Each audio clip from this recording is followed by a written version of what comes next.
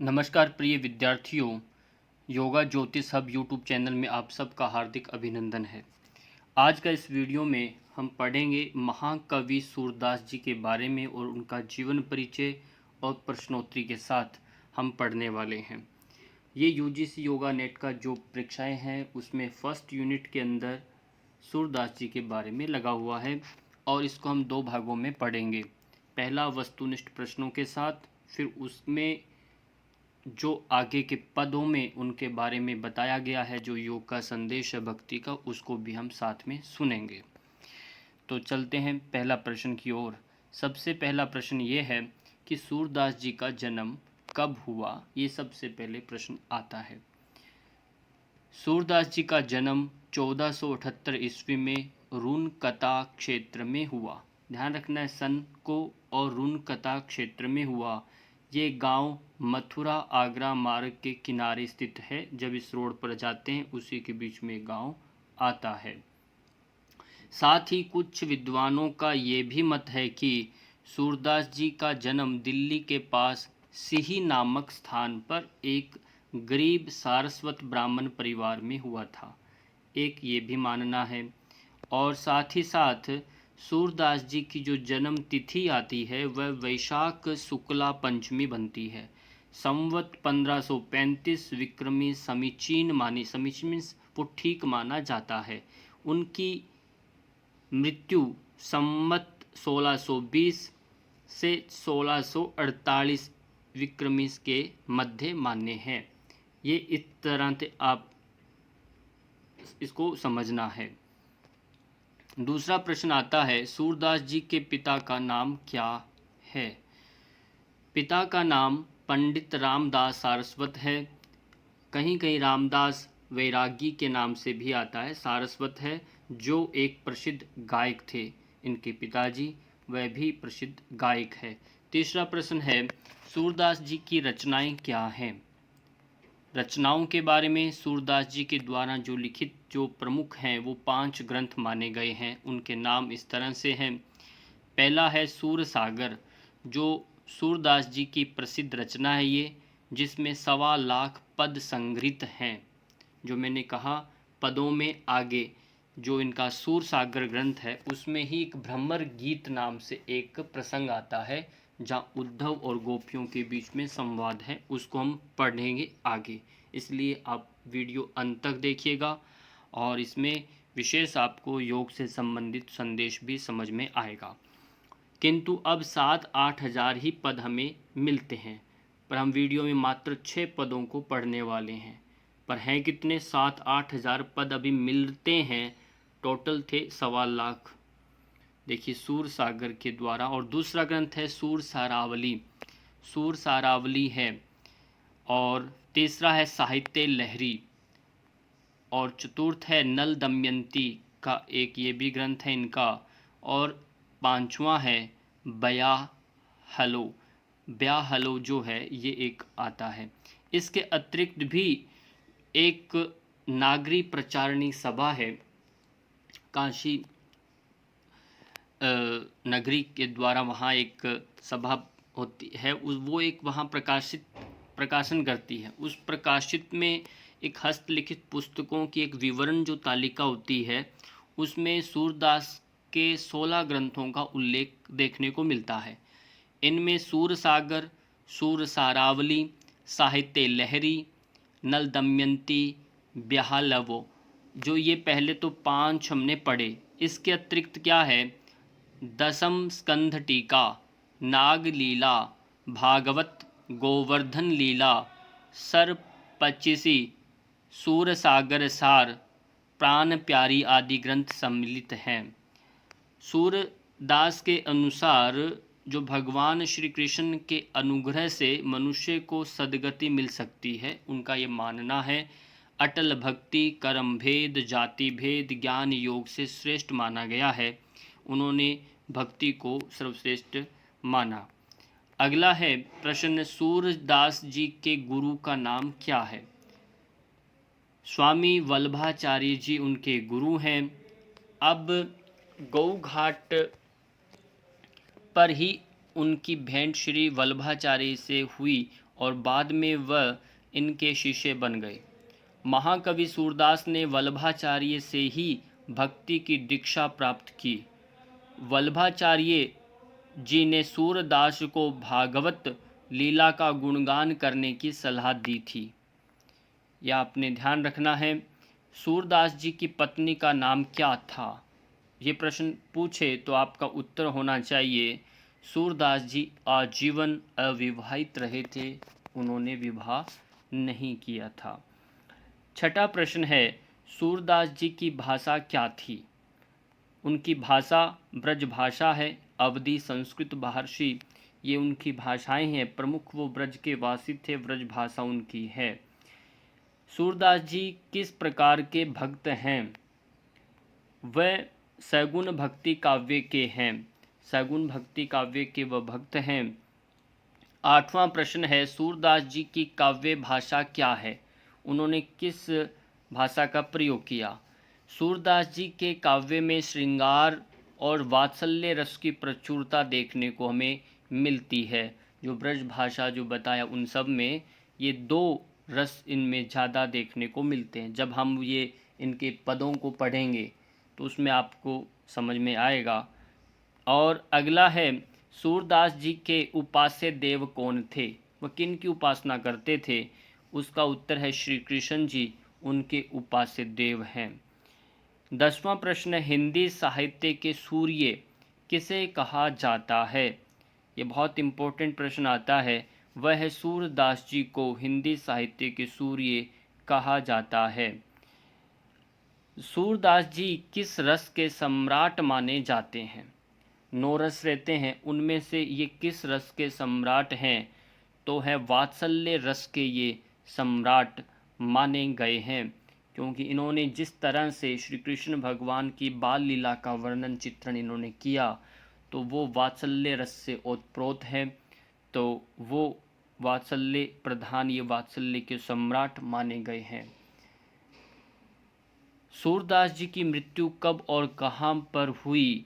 ये एक बड़ा प्रश्न बन जाता है। संवत 1640 ईस्वी, यानी सन की बात करें 1583 ईस्वी में पारसौली एक स्थान है, वहाँ पर इनका मृत्यु हुआ। इसी तरह से आपने इन प्रश्नों को पढ़ा, आगे हम और पढ़ते हैं। कंटिन्यू आप बने रहिए। नमस्कार विद्यार्थियों, महाकवि सूरदास के पदों में वर्णित प्रेम भक्ति भावना का वर्णन हमें देखने को कहाँ मिलता है? तो इस तरह से यदि प्रश्न आए तो उसमें इसका जो उत्तर बनता है, भ्रमर गीत प्रसंग एक आता है, उसमें कुछ एक पद हैं जिसके अंदर बताया गया है प्रेम भक्ति भावना के बारे में। वो प्रसंग क्या है उसको हम पढ़ेंगे, समझेंगे, और आप इसको एक कहानी के रूप में लेकर के सुनिएगा तो आपको जल्दी समझ में आएगा। श्री कृष्ण के मथुरा चले जाने से दुखी गोपियों की भावनाओं का बड़ा मार्मिक चित्रण हमें इसमें देखने को मिलेगा।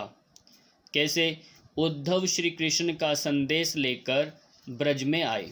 ब्रज जहाँ रहते थे पहले, वहाँ उद्धव आए। अपने वियोग में दुखी गोपियों के लिए योग साधना का संदेश भिजवाया है, ऐसा आकर के उन्होंने कहा।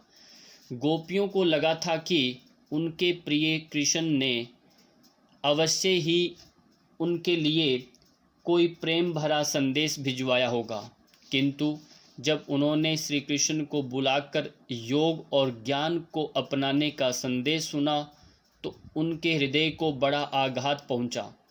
उन्होंने उद्धव को अपने मन की भावनाएं और वेदना समझाने का यत्न किया। वे कहती हैं, हमारे हरिहारिल की लकड़ी। उनके मन में श्री कृष्ण का ध्यान एक पल को भी नहीं हटता। वे उद्धव से अनुरोध करती है कि योग और ज्ञान की शिक्षा उनको दें जिनका किसी से दृढ़ प्रेम भाव नहीं है। हमारे मन, वचन और कर्म में तो श्री कृष्ण दृढ़ता से समाये हुए हैं। गोपियाँ उद्धव की प्रेम परक भक्ति को नहीं समझ पाने पर उन पर व्यंग करती है उनको उपहास भी करती है, ऐसा वह उद्धव का अपमान करने के लिए नहीं करती, बल्कि ये उनके अविचल और निश्चल प्रेम को पहुंची ठेस को प्रतिक्रिया है। तो इस तरह से वो वहाँ पर आता है। तो हमें सबसे पहले ये भ्रमर गीत जो है वहाँ पर उद्धव और गोपियों के बीच में जो संवाद बनता है उसको नाम को एक बार स्पष्ट करते हैं। भ्रमर गीत ये नामकरण कैसे पड़ा? भ्रमर गीत जो शब्द का सामान्य अर्थ यदि हम लें तो वो आता है भ्रमर को लक्ष्य करके गाया गया गीत या रचना। सूरसागर में, ये सूरसागर उनका एक प्रसिद्ध ग्रंथ है। सूरसागर में सूरदास जी ने एक काल्पनिक प्रसंग की रचना की है। जब उद्धव गोपियों को कृष्ण का योग संदेश सुना रहे थे और गोपियां मन ही मन झुंझला रही थी, और तभी वहाँ एक भ्रमर यानी भंवरा आ पहुँचा और गोपियों के ऊपर मंडराने लगा। गोपियों को भ्रमर और अपने प्रिय श्री कृष्ण में वेश और स्वभाव दोनों में समानता दिखाई दी। अतः उन्होंने भ्रमर को लक्ष्य करके उद्धव और कृष्ण पर व्यंग्यों, उल्लाहनों और उपहासों की वर्षा करना आरंभ की दिया। इसी कारण इस संवाद का नाम भ्रमर गीत प्रचलित हो गया। अब हमें उनके छोटे छोटे बहुत सारे इसमें पद हैं, उन पदों को हम समझेंगे। अब वो कौन कौन से उन्होंने कैसे कैसे उलाहने दिए। तो एक प्रसंग आता है, हमारे हरि हरिल की लकड़ी। अब इसमें गोपियों ने उद्धव को यहाँ क्या समझाने का प्रयास किया है? तो गोपियाँ प्रेम पथ की पथिक थी, उद्धव नीरस योग के साधक और समर्थक हैं। वह गोपियों की विरह जो वेदना को समझ पाने में असमर्थ थे। अतः गोपियों ने हारिल पक्षी, जो हारिल पक्षी है, के उदाहरण से अपनी बात आरंभ की। उन्होंने उद्धव से कहा कि उनके लिए श्री कृष्ण हारिल की लकड़ी के समान है। जैसे हारिल पक्षी सदा वृक्ष की टहनी पंजे में दबाकर रहता है, उसी प्रकार गोपियों के जीवन में श्री कृष्ण समाये हुए हैं। उन्हें त्याग कर योग पथ को अपनाना उन्हें लिए किसी भी प्रकार संभव नहीं है। तो यहाँ पर ये बहुत बड़ा एक उदाहरण आता है जो भक्ति रस से ओतप्रोत है। फिर आगे और आता है, ये तो सुर तीनहि लई दीजई जिनके मन चक्री। यहाँ पर क्या कहना चाहती है गोपियाँ?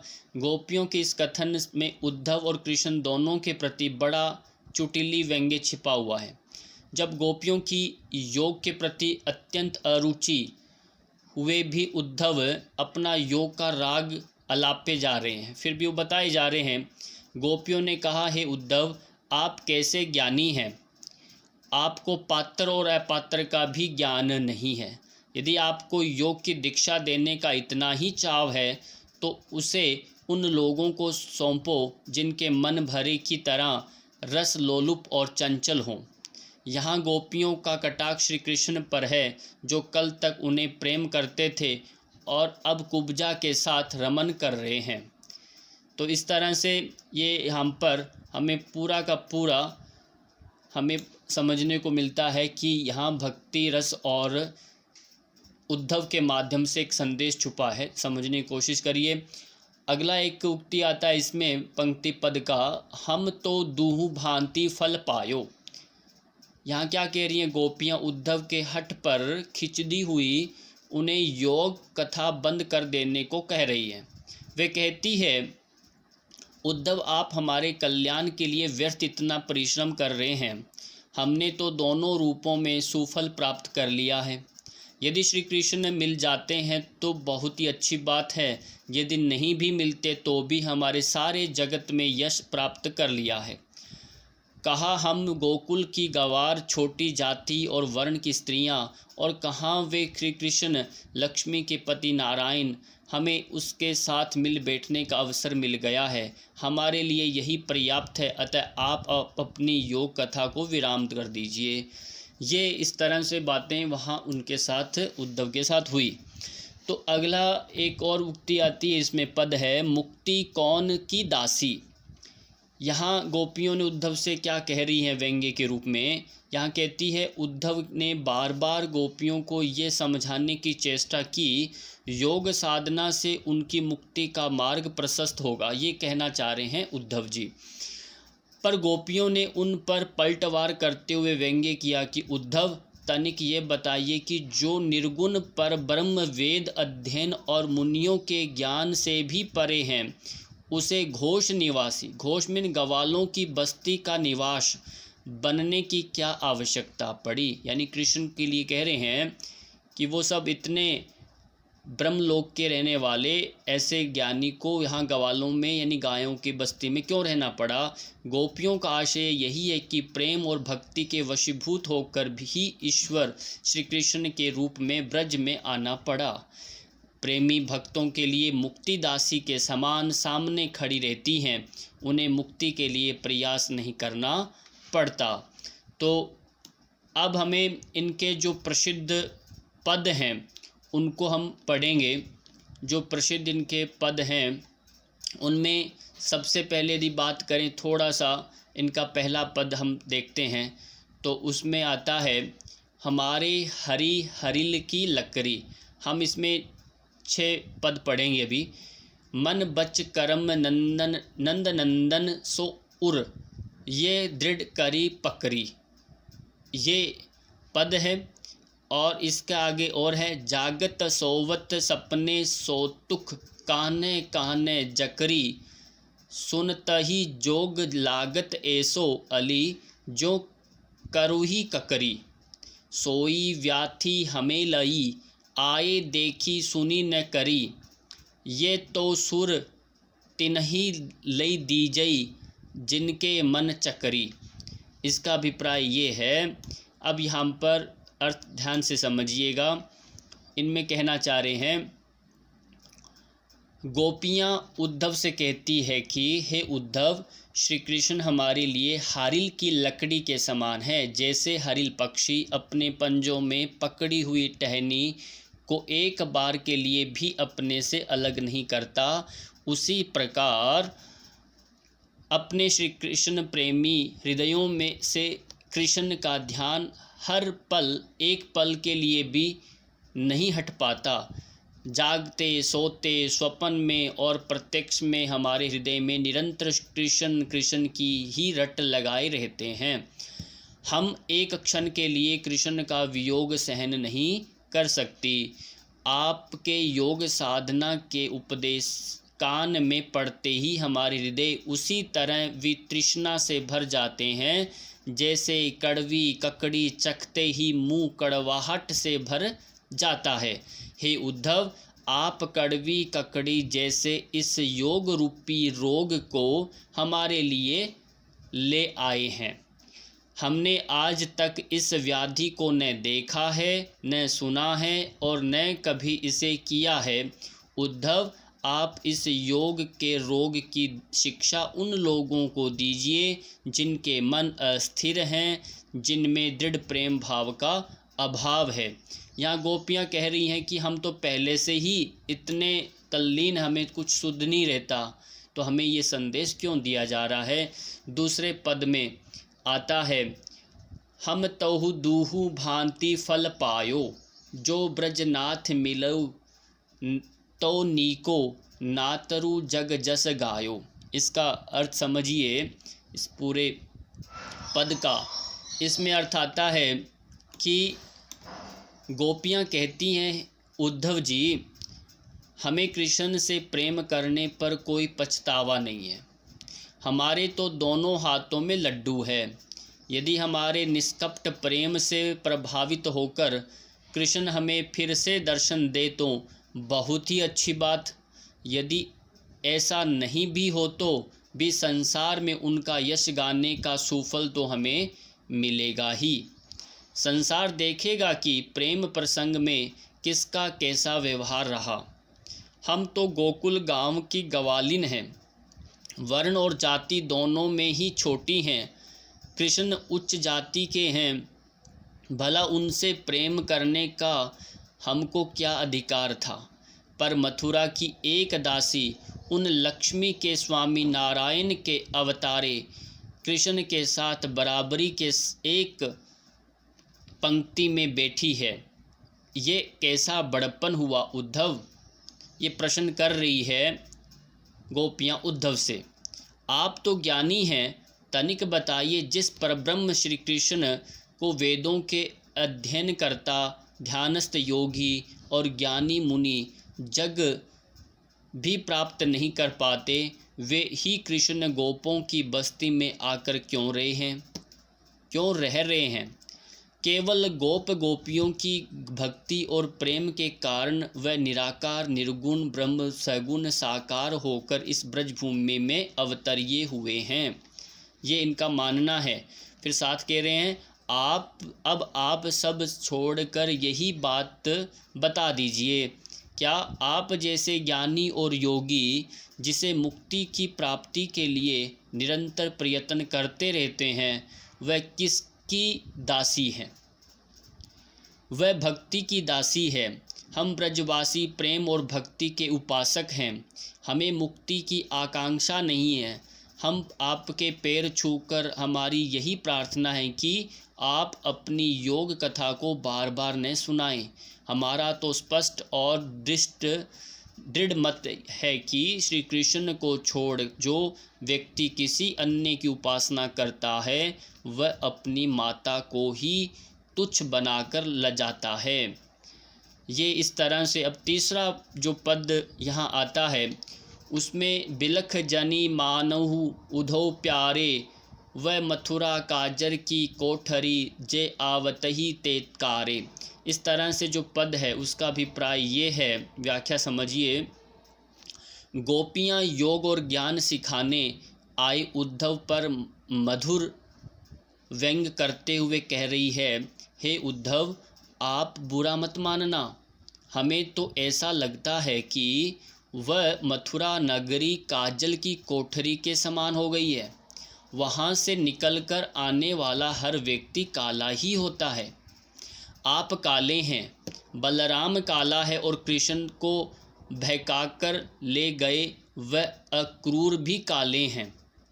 ये हमारे ऊपर मंडराता मधु का लोभी, फूल फूल का रस चखने वाला भौरा भी काला है। ये भी लगता है कि मथुरा से ही आया है, अथवा वह कृष्ण भी जो पहले गोपियों पर प्रेम जताया करते थे और अब कुब्जा पर मोहित हो रहे हैं, मथुरा से ही लाए गए थे। सच तो ये है कि वह रत्न जैसी कांति वाले कमल के समान नेत्र धारण करने वाले कृष्ण मथुरा के काले लोगों में ही शोभा पाते हैं। वह उन्हीं के बीच रहने योग्य हैं। ऐसा लगता है जैसे इन्हें नील में माट से निकाल कर यमुना में धोया गया है। इसी कारण ये यमुना भी सांवली हो गई है।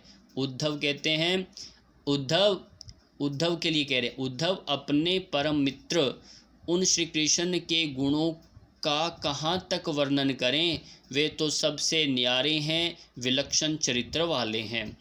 देखिए सूरदास जी ने कितने अच्छे अच्छे पदों में कैसे व्याख्या की। चौथा पद में आता है, अंखियाँ हरि दर्शन की भूखी। यहाँ पूर्णतया भक्ति योग प्रधान पूर्णतया बताया गया है सूरदास जी के द्वारा इन पदों में। कैसे रही रूप पर सराजी, ये बतिया सुनी रूखी। यहाँ कहना चाह रहे हैं, इस पूरे पद में आता है, उद्धव द्वारा हठपूर्वक बार बार श्री कृष्ण द्वारा भिजवाए गए योग साधना के संदेश को सुनाए जाने पर गोपियाँ उनके विवेक पर तरस खाते हुए कहती है, हे उद्धव, क्या आप अभी तक नहीं समझ पाए कि हमारी आंखें प्रिय श्री कृष्ण के दर्शन के लिए ललायित हैं। इनकी भूख हमारे आपके नीरस योग और ज्ञान के उपदेशों से कैसे बुझ सकती है। कल तक जो आंखें श्री कृष्ण के अनुपम स्वरूप के रस में डूबी रहती थी, वे आपके इन नीरस उपदेशों से कैसे संतुष्ट हो सकती है। जब हम श्री कृष्ण के मथुरा से लौटने की अवधि का एक एक दिन गिन रही थी, हमारी आंखें कटकी लगाए उनके आगमन के मार्ग को देख रही थी, तब भी ये इतनी नहीं खींची थी, मतलब गुस्सा नहीं की। पर आज आपके इन योग के संदेशों को सुन सुनकर हमारी आंखें अत्यंत अकुला रही है, ये अत्यंत दुख रही है। ये अब आप इन योग और ज्ञान के संदेशों और उपदेशों को बंद कीजिए। बस एक बार हमें हमारे प्राण प्रिय श्री कृष्ण के उस मुख के दर्शन करा दीजिए, जिससे वह पत्तों के दोनों में दूध दुहोकर पिया करते थे। हमें मथुराधीश योगी और ज्ञानी श्री कृष्ण नहीं चाहिए, हम तो उसी कृष्ण की आस लगाए बैठी हैं जो गोपियों से हिल मिलकर रसमय क्रीड़ा और लीलाएँ किया करते थे।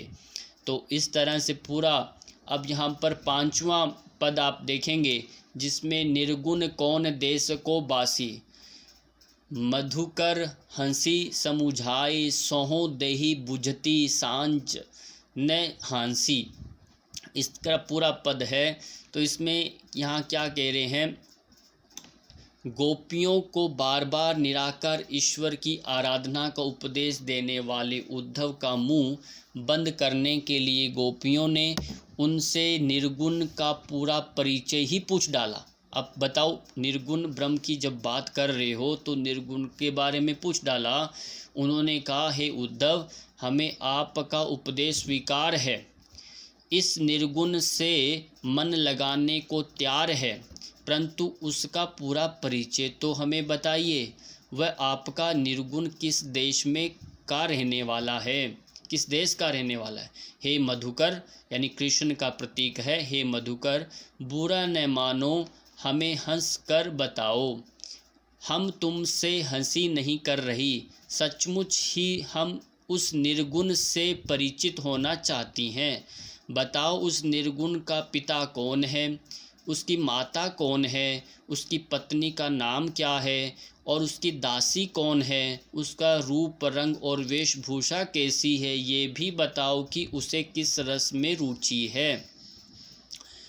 परंतु ये ध्यान रखना कि यदि तुमने झूठ या कपटपूर्ण बातें कही तो उसका फल तुम्हें अवश्य भोगना पड़ेगा।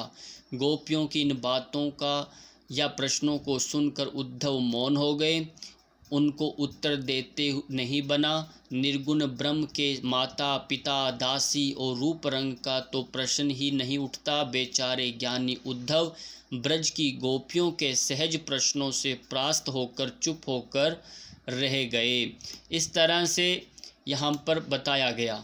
अंतिम छठा जो पद आता है उसमें देखिए, बिन गोपाल बेरनीन बही कूनई, तब ये लता लगती अति शीतल, अब भई विषम जवाल की पूंजे। तो इस पद में जो वर्णन मिलता है वह ये है, वर्णन इसमें ये आता है कि गोपियाँ उद्धव से कहती है, हे उद्धव, आप क्या जाने कि कृष्ण के वियोग में हमारा जीवन कितना कष्ट में हो गया है। आज श्री कृष्ण के पास न होने से ब्रज के वनों की वे कूंज जहाँ हमने प्रिय कृष्ण के साथ विहार किए थे, शत्रुओं के समान हमें अप्रिय और कष्टदायिनी लगती हैं। जो लताएं तब तन मन को शीतलता प्रदान किया करती थी, अब भयंकर अग्नि के समूह के समान जला देने वाली लग रही है। कलकल शब्द से बहती यमुना, कलरव करते पक्षी, कमल पुष्पों का खिलना और पुष्पों पर भंवरों की गुंजान, ये सारी दृश्य हमें व्यर्थ प्रतीत हो रहे हैं। इन्हें देखकर हमारा मन अब हर्षित नहीं होता। वायु, जल, कपूर, बादल और चंद्रमा की किरणें, ये सभी शीतलता प्रदान करने वाली वस्तुएं आज प्रचंड सूर्य के समान हमें जलाने वाली बन गई हैं। हे उद्धव, आपसे हमारा अनुरोध है कि आप मथुरा जाकर निर्मोही कहा कृष्ण को क्या कहा, निर्मोही कृष्ण से कहना कि उनके वियोग ने हमें प्राणांतक कष्ट देकर विकलांग सा बना दिया है। हम जीवित ही मृततुल्य हो गए हैं। उन्हें बताना कि उनके आगमन के पथ को एकटक देखते रहने के कारण हमारी आंखें गुंजा के समान लाल होकर दुखने लग गई है। इस तरह से बहुत विस्तार से यहाँ पर भ्रमर गीत जो इनका असुर सागर से जो लिए गए पदों में जो चर्चा की गई है, वहाँ पर ये भक्ति रस से ओतप्रोत ये संदेश हमें योग के अंदर देखने को मिलता है। इसी के साथ बहुत बहुत आपका धन्यवाद।